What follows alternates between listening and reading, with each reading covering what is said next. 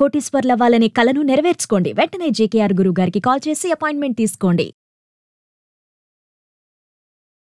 నమస్తే రమ్మగారు. నమస్తే జయ. రమ్మగారు, మంచి చందమామ కథ ఒకటి చెప్పండి. చిన్న కథ చెప్దామా? పూర్వం ఒక రాజుగారు ఒక ఆయన ఉండేవాడు. ఆయన కూడా ఎప్పుడు దిగులుగా ఉండేవాడు. చాలా దీనంగా మొహం పెట్టుకునేవాడు. జనాలకు అర్థమైంది, ఎందుకు ఇంత దిగులుగా ఉంటాడు ఈయన, అంత దిగులు పడ్డానికి కారణం ఏమిటో తెలియదు. అది రాజు తాతండ్రుల నుంచి వచ్చిన రాజ్యం.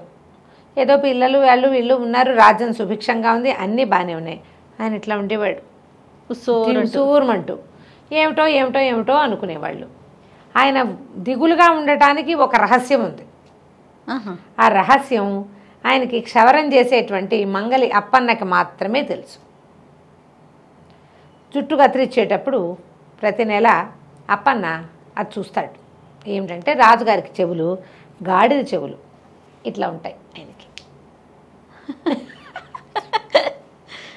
అయితే ఆయన ఏం చేసేవాడు, మామూలుగా అయితే గడ్డం చేయడానికి వీడు రోజు విడిచి రోజు వచ్చేవాడు. తలపని చేయడానికి నెలకోసారో 2 నెలలకోసారో.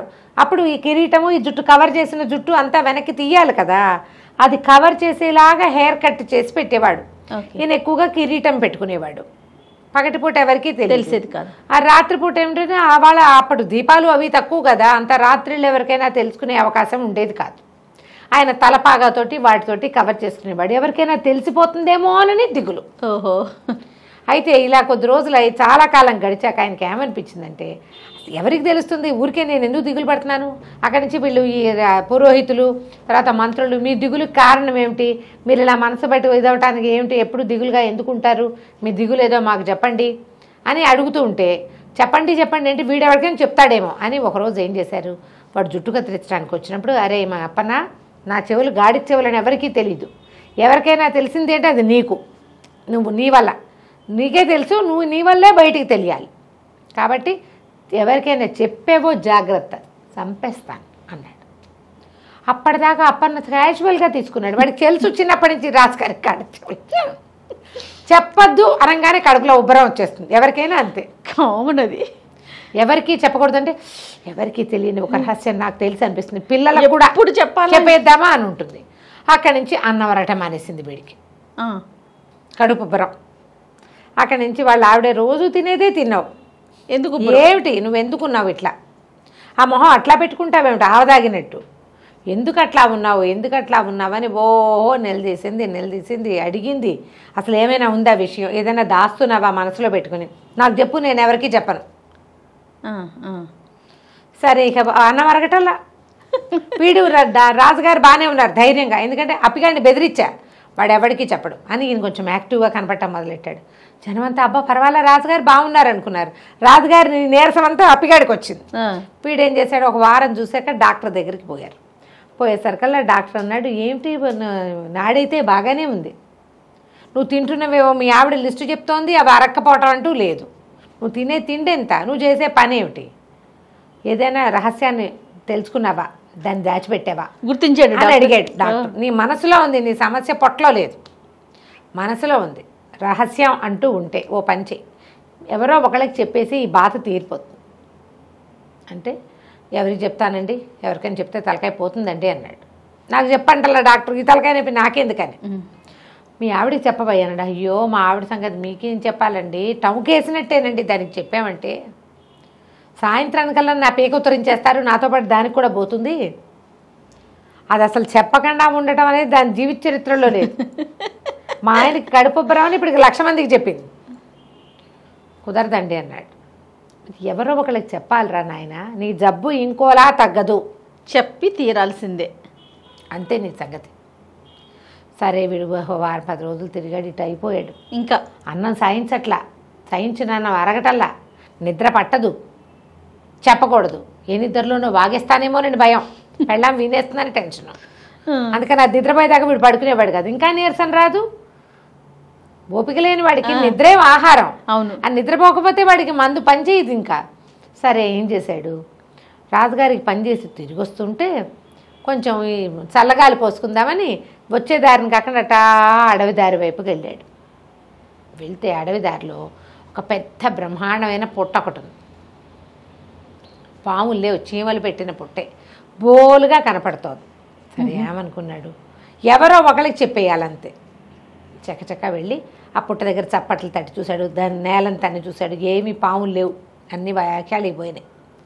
పాములు ఉండాలి, చీమలు పెట్టిన పుట్టలో పాములు ఉంటాయి, చీమలు లేవు, పాములు లేవు.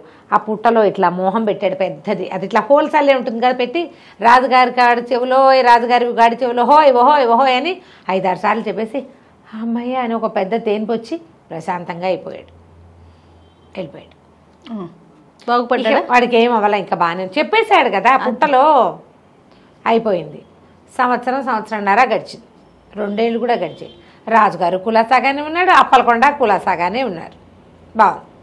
అయితే ఏమైంది, తర్వాత సంవత్సరం మరుసటి సంవత్సరం బ్రహ్మాండమైన వానపడి, బాగా వానలు విపరీతంగా పడి ఈ మహావాల్మీకంలాగా ఉండే పుట్ట సాగపడికి పైగా కరిగిపోయి, ఆ పుట్టలోంచి దాని లోపల అడుగున ఎక్కడో ఉన్న వెదురు మొలక మొలిచి పెద్ద వెదురు చెట్టు అయింది. అది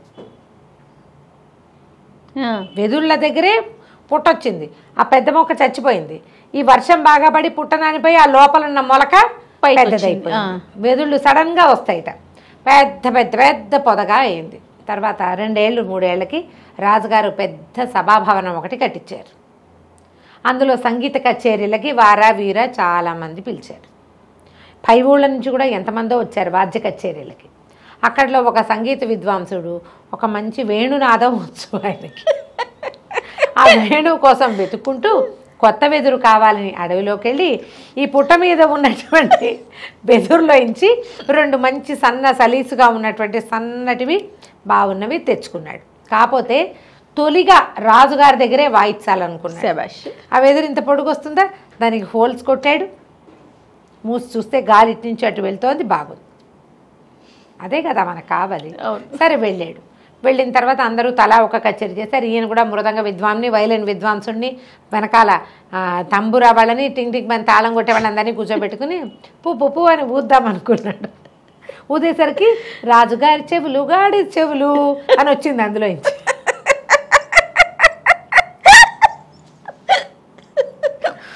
నేను కాంతపోయాడు. నేను ఒకటి పూతుంటే కళ్యాణ్ రాగాని బదులు గాడి చెవులు వస్తాయి ఏమిటో తెలియలే ఆయనకి. మళ్ళీ ఉఫు ఉఫు ఉఫు అని ఊదాడు. ఊదినప్పుడల్లా రాజుగారి చెవులు గాడి చెవులు, రాజుగారి చెవులు గాడి చెవులు. ఈయన ఏ రాగంలో ఊద్దాం అనుకున్నాడో ఆయా రాగాల్లో కళ్యాణి, మోహన, కరహరప్రియ అన్ని రాగాల్లోనే రాజుగారి చెవులు గాడి చెవులని పాడుతుంది. అది ఈయన పాడే స్వరం ఏం రావటల్లా, సౌండ్ మాటే వస్తుంది. రాజుగారి చెవులు గాడి చెవులు. రాజుగారే ఎవడ్రా వాడు నరిచి కేకలు పెట్టాడు. వీటిని నిర్కాంతపడి ప్రభు నాకు అందరూ వినేశారు సభాభవనంలో. నాకేం తెలియదండి, నేను ఈ ఫ్లూట్లో ఉంది, ఇది ఊతుండే, ఏది ఇటు అని ఆయన లాక్కున్నాడు. నేను ఊతాను, నువ్వు దుర్మార్గుడు అని పూ అని ఆయన ఊతాడు. ఆయన ఏయ్ రాజుగారి చెవులు గాడి చెవులు అని వచ్చింది. ఆయన కోపంతో అందులో వినపడుతుంది అన్నమాట. అక్కడి నుంచి మంత్రి గారు ఆశ్చర్యపోయి, నిజమా, అదేంటండి, వీడే ఏదో వేషం వేస్తున్నాడు అనుకున్నాను. ఆయన ఊదాడు, సైన్యాధ్యక్షుడు ఊదాడు, పురోహితుడు ఊదాడు, రాణిగారు కూడా ఊదింది. ఎవరు ఊదితే వాళ్ళ గొంతుతో వాళ్ళ ఎక్స్ప్రెషన్తో రాజుగారి చెవులు గాడి చెవులు. బాగుంది. మూలగా నుంచి అప్పికొండ నిర్ఘాంతపోయాడు. అప్పుడు మరి ఏం చేస్తాడు అప్పలకొండ? నోరు మూసుకొని నుంచున్నాడు. ఏం చేయాలో తెలియలే. రాజుగారికి ఏమంటే అందరికీ తెలిసిపోయాక ఇంకెందుకు, ఆయన కిరీటం తీసి పక్కన పెట్టాడు. చాన్నాళ్ళుగా వీటిని కవర్ చేయలేక చచ్చిపోతున్నాను. అప్పటికి 100 సార్లు రాజుగారి చెవులు గాడి చెవులు అని విన్నాక నిజంగా గాడి చెవులు చూస్తే ఓ గాడి చెవులా అంటారు. గాడి చెవులు అని ఆశ్చర్యపోరు కదా. 100 సార్లు విన్నాక క్యాజువల్గా ఉంటాయి అవన్నీ. అందరూ ఆ మామూలుగా చూశారు. వినకపోతే ఒకసారి వింటే కొంచెం ఆశ్చర్యం, వినకపోతే బాగా ఆశ్చర్యం. విన్నాక కొంచెం బాగా వినేసాక ఏముండదు. అంతే.